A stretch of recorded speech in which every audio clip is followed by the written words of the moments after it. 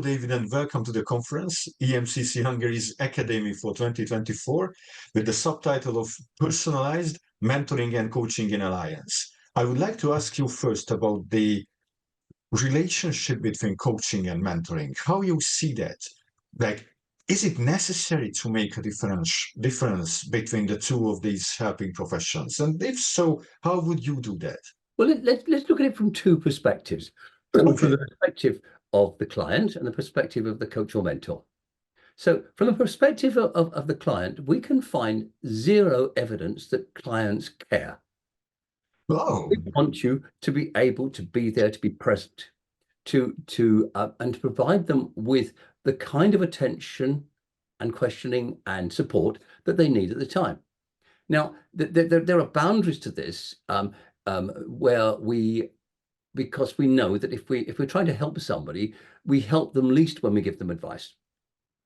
Yeah. Because there's this big difference between giving somebody context, which is information that helps them with the quality of their thinking, and giving them advice, which is doing the thinking for them. So there's a boundary here that's outside of both coaching and mentoring. But within the scope of how we're supporting people and helping people, the client doesn't care. So it's entirely in the coach's head or the mentor's head as to whether they feel they're slipping from one thing to the other and feeling guilty about it. And in my work going around the world, talking to coaches and mentors in multiple countries, it's very clear that the more mature the coaches become or the mentors become, the less they care about this, the more they use of themselves. And this has been deeply reinforced by the work of the Coach Maturity Research Group. So there are 5 of us in the group at the moment, and we've been picking up on the maturity research that David Meggers and I did 15, 20 years ago, where we were looking at we were using the data from assessment centers, from coach assessment centers, to look at the evolution of coaches' mental architecture, if you like, the way they thought about themselves and their identity and their relationship to their clients. And in that original research, we found that people very often started off with a sort of a very simplistic model, like the GROW model or something like that, which has been pretty much which has deep limitations. Let's put it that way. And what we find increasingly is around the world, people say, well, we start off with this, we realize it doesn't work in anything that's complicated, so we throw that away, and then we get on with doing some real coaching or real mentoring. And you sort of evolve from this. The idea that you're stuck in a particular model doesn't work, or it leads you to basically very poor quality coaching or mentoring.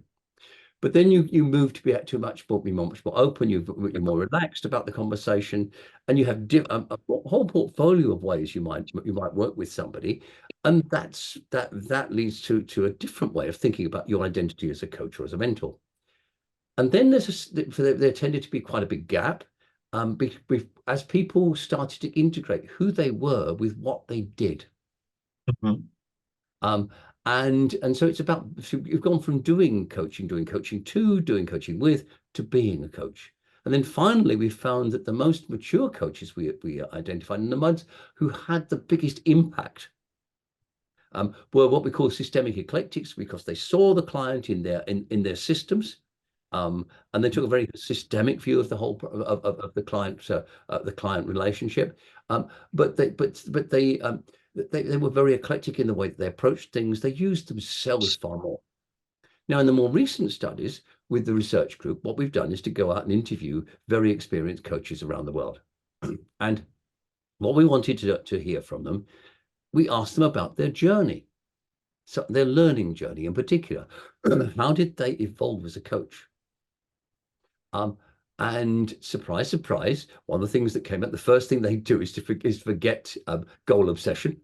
They realize that goals is something that emerge from the session very often, not that you start the session with. They also start to use more of themselves, so they become much more like mentors. If you think that mentors are able to give more context because they've got more experience. And so the boundaries just disappear at that level. So the client doesn't care, and the most mature coaches actually blend coaching and mentoring, however you will want to define them, in their practice. So it doesn't actually matter. It only matters if you're a beginner and you're trying to practice very basic level coaching. The problem with that is that artificial intelligence is starting to do that better than we can.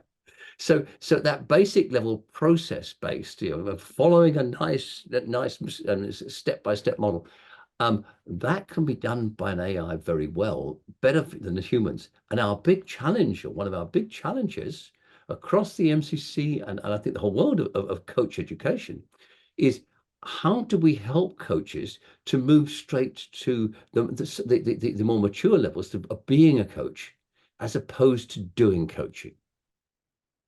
And there's a whole ethical issue here as well. If you hear somebody and you have some knowledge that they don't have, and that knowledge might help them to avoid a major mistake, or doing harm to themselves or to other people, do you say, oh, well, I can't give you that information because I'm in a coach mode? That's unethical. There's so many myths and nonsense out there. So the idea of non-directive, as you've just described, the moment you choose between one question and the other, you have just directed the conversation. So we have all these maxims and rules that we're supposed to follow from mostly these come from North American ideas around what coaching should look like.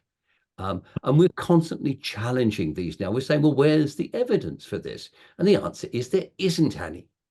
And when we take it out of a European North American context, and we go and listen to what coaching is like in other parts of the world.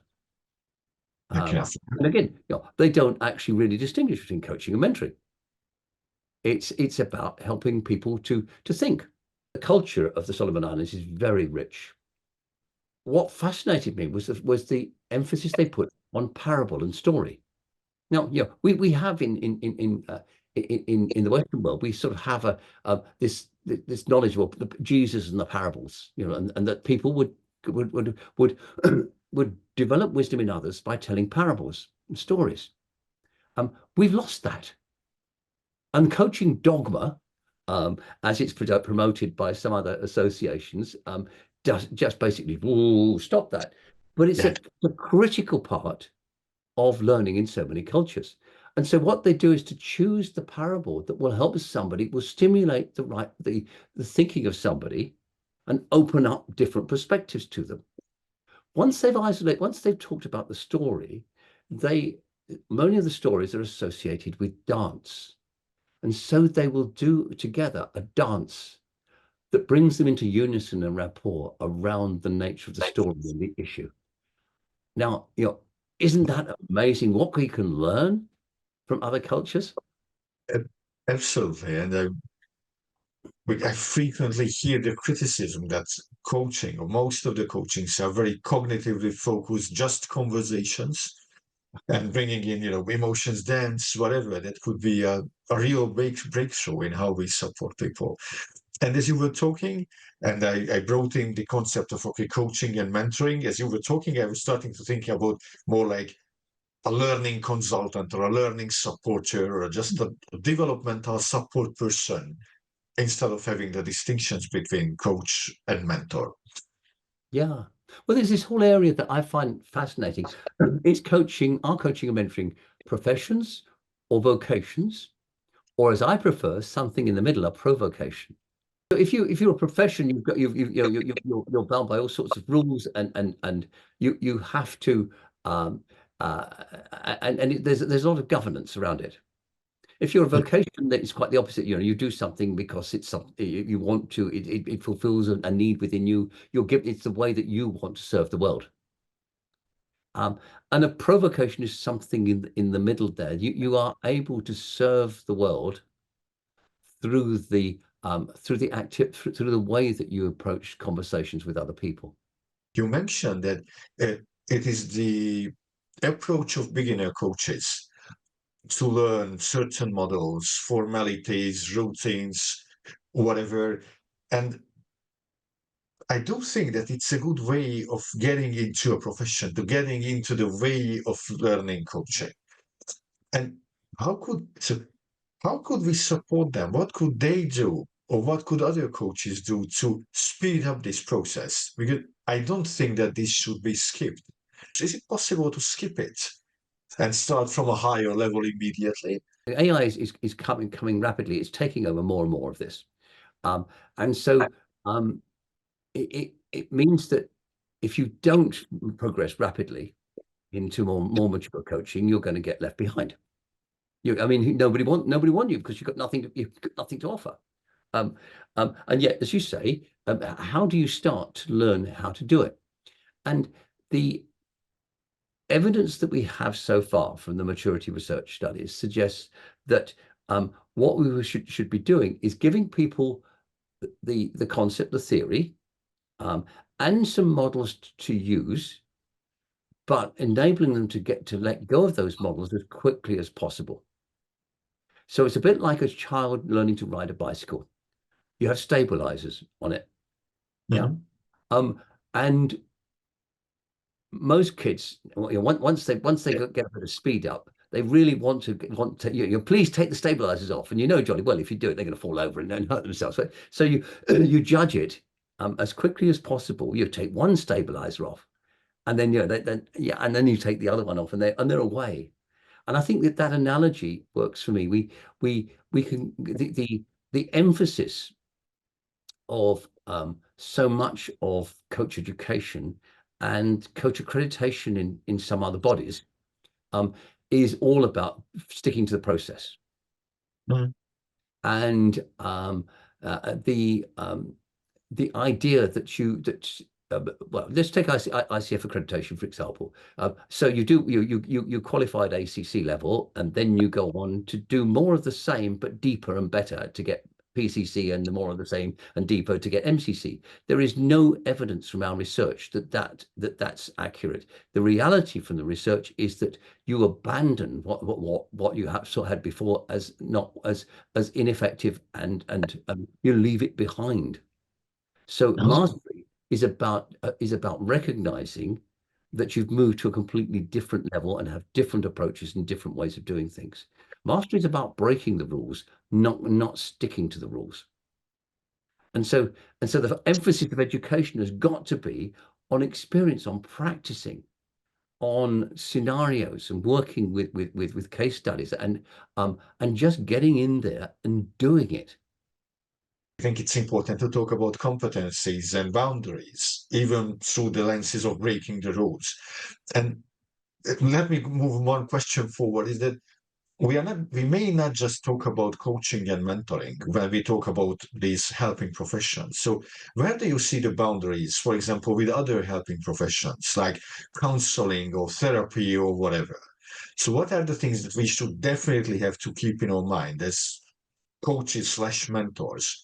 The first thing that distinguishes, and I think is an issue, mentoring and coaching from other helping professions, is that most of them require people to undergo to be on the receiving end.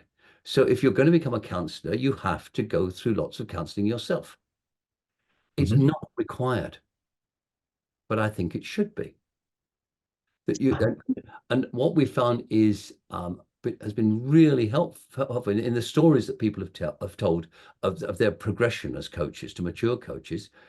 All of them talk about the value of supervision and different kinds of supervision. Some of them also say, I go to counseling, I go to other forms of development of self-awareness. And so it takes you away from doing it. It takes you much more quickly to being.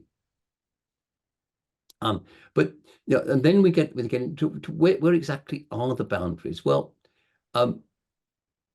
I think if we find ourselves trying to cure somebody, we've gone too far.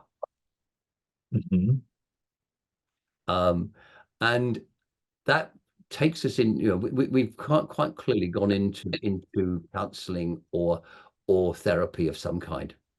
And we just need to have a little warning bell that says, like the sensors on the back of a car that tell us if we're getting too close to the lamppost. We need to have those built into us. Mhm. And again, how do we teach people to do that? We put them into scenarios where they practice these things.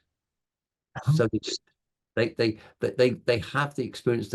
It's not just something that's intellectual, it's something they've experienced viscerally. We have different coaches here with different experiences. We have mentors, coach mentors. So we have lots of different professionals here. What would be your advice for them on going to the next levels? We make advances, and although the concept of stage models has come in for a lot of criticism recently, and we when we did our original studies, we saw the progression of coaches as a stage model.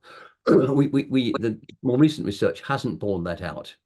And it's much more, people can come in at different levels, so you don't have to come in at that very basic level. You may be able to come in with experience from elsewhere. So you may have got counseling experience, you may have just be a very wise person. So you don't have to go through all this need for the process stuff. We have to have a starting point, a fixed starting point, I think can be challenged very, very, very strongly. However, what we can do is to create dissatisfaction with where we are. And that's the key in a stage model. So people progress from one level in a stage model by realizing that the way that they think about things in that model or that level doesn't work. And so they seek mentally for different solutions. People expect to only move on essentially when they become dissatisfied with the approaches they have today. They just don't work in the situations where they need them to. And so what that says is, well, okay, I need to rethink this. And so they go out and seek a different way of approaching an issue. So we have to build in our capacity for dissatisfaction with where we are. And what we see with so many coaches around is a smugness, if you like. Yep, it's nice and cozy where they are. I do it this way, and that is mine, and I'm a great coach because I do. And there's no sense of seeking challenge, looking to say, when is it? When could this be better? When is it really working as well as I think it is? And so seeking challenges to the way that we do things. So I like to, in the coaches that I supervise, I recommend that every month they try and find one assumption they hold that they can challenge. And then to go out and say, well, is this totally true? Is it not true? Is it only partially true? And constantly to be challenging where they are. I recommend that they go and choose clients who are not similar to themselves, because most coaches tend to graduate to clients who are actually a bit like them. I know. Yeah. So choosing some clients who are neurodiverse, for example, or neurodivergent, as we now say. So seeking opportunities to increase our level of dissatisfaction with where we are. And sometimes just reading, we read, we read widely, and something comes out of those books that really makes us think. Or through supervision. In supervision, somebody presents a case that we think, gosh, my normal way of working wouldn't work there. What do I need to acquire in terms of a different perspective? So all of these things I think that we can do, but it all comes down to increasing our level of self-awareness and to see where the assumptions that we hold need to be questioned. I've had to challenge quite of my understandings about dementia because of something that I'm involved in and the way that I need to respond to the other person and to other people around them. And that's given me a set of different empathies, if you like, and a completely new set of tools for my self-regulation in the face of these issues. is that you said that we should be constantly seeking challenges, breaking more and more barriers as we develop ourselves. And I would like to circle back to the boundaries of competencies, or when you find yourself curing people, that's where you are in the wrong field as a coach. But for me, curing is not a very easily identifiable moment. People who have real psychological issues, they don't come with them to the therapist or to the counselor. They don't say that, hey, Zolly, I have some schizo whatever, and please help me. They just come with issues like any coach would receive, like, I am disoriented, or I need to find, I would rather say, I need to find more focus in my work. And then after 10 sessions, it turns out that you have ADHD or something even more non-healthy like thing. So what should a coach / mentor do to be more aware of these gradually emerging challenges or, latent issues, name them however we want? One thing we can do is to increase our level of knowledge around things like ADHD or HSP, highly sensitive persons, or Asperger's or whatever. Mhm. In that context, it's been quite fascinating. We have a project at the moment where we are doing a book, which is presenting the voices of coaches who have who themselves are ADHD or Asperger's or HSPs, and how they go about coaching. And it's very different, but they can be incredibly effective and HSPs, for example, can sense things that that I wouldn't. And so beginning to see things through the eyes of other people who have these different conditions, because we recognize that there is value there. And I think once we recognize this value, we can start to appreciate just the interaction that they have. And that leads us to understand our clients better. We're just starting a supervision group solely for people who who are neurodivergent. So coaches, for neurodivergent coaches, so they can actually come together and explore how they can be authentic in their coaching and really value using themselves. So it's getting that awareness of these different areas and actually questioning how we go about, the assumptions that we make there. And that just helps us to see things differently and to appreciate and value the difference. So one of the things that that gives us concern is that there's been a rise of courses that see how to deal with your neurodivergent clients. And the problem with them all is that or not all of them, but the majority of the ones that we've seen all assume that the neurodivergent person has it's a problem for them. That they have it's an illness or what, but it's in that they might call it an illness, but they have a problem. They need to adjust the world around them. When actually it's not as simple as that. It's actually about how the world adjusts to them that's far more important and relevant. So we've got so there are lots of different issues to really trying to understand things from those perspectives. But just getting to understand the way that they think or other different people think is really helpful. Yeah, if I could put a warning signal here, is this where I have seen it frequently when people learn about the new fields. They don't just learn the boundaries from these studies that, okay, this is where I don't go. Yeah. Sometimes they get the self-confidence to go there because they have the impression that, okay, now I know this, so I can go there, I work there, I can coach or whatever there. So my warning signal here is that I think we should pay more attention to the facts that where we can really have an impact or where we may not have an impact. And I think this is where we could open a new conversation about interventions in coaching, mentoring, or in therapy or counseling, because I think there is a difference in the kinds of interventions that these helping professions may be using? When you've got a little knowledge of what is what constitutes ADHD or any of these traits, and you start to diagnose, you say, yes, and then the coach says, well, have you thought that you might have ADHD? Oh, ouch. Yeah, this is a breach of this is an ethical breach, undoubtedly, because you're not qualified to make a diagnosis. And you say, well, I'm not making a diagnosis, but you're suggesting this to somebody. But what you can do is to recommend them to some reading around different kinds of divergence. And that's fine. That fits within the ethical boundaries.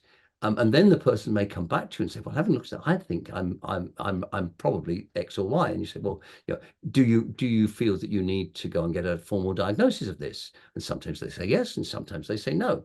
But you fulfilled your objective. You may suspect it, and you may be right or you may be wrong, but it's not for you to make that decision. So we have to be. That's a real clear boundary that we have. I found it really helpful over the years to deliberately partner up with a therapist working with the same client. Now, there's a lot of discussion, should you or shouldn't you? And the answer is that the coach or the mentor can provide very different, more immediate, specifically practical support, while the therapist can actually help somebody with a much deeper level of self-understanding and developing not just self-awareness, but self-efficacy. And talking with the therapist about how you approach this gives you a greater sensitivity to where the boundaries lie. Many of you will be aware of the sense of competencies or standards, and the two things are not the same. So a competency tends to be much more prescriptive, where standards are much more. So competencies confine you. Standards basically provide a basis on which you can jump. There's a lot of criticism from particularly that we're identifying in our coach maturity work around where are competencies beneficial and where are they part of the problem? And one of the issues that comes up is that competencies are almost always based upon the past. They're backward looking. This is what certain people who've defined themselves or have been defined as being good coaches, this is what they do. So you analyze the practice of competent practitioners.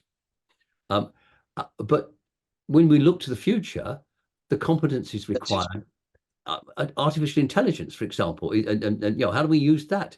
How do we use virtual reality? All of these things. These are forward-looking competencies, and there are and so we're beginning to see that the competencies need to embrace a future orientation as well as a past orientation. Now, how we do that, that's an interesting challenge. This is the most exciting time in coaching and mentoring that we've ever had. There is so much change going on. There's so much potential. And one of the ways, the baskets that we put this in is looking at the level of complexity that we're working with. We've identified 10 levels of complexity in coaching. And at the moment, we're just most coaches are just dealing with levels 1, 2, and maybe 3. But when you get into team coaching, you're sort of halfway through. When you get to coaching teams of teams, when you're getting coaching all the way up to coaching the meta system, we have the potential to work in all 10 areas. And what we have to do in coach education and in our own self-development and self-awareness as coaches, if we want, the more we want to add value, the way to add greater value is to actually deal or work at greater levels of complexity. When we're working with a team, we're delivering far more value than we are working with an individual, for example. So how do we actually enable ourselves to take advantage of all of this potential? Because the world is getting more complicated. it needs coaches, and it needs coaches who are complexity aware. So we're entering a period of fantastic opportunity. In many places, we don't know how we're going to contribute. We just know that somebody needs to step into that space to do it, and there isn't anybody else. There's no other profession that has the capacity to do this. I think that's amazing.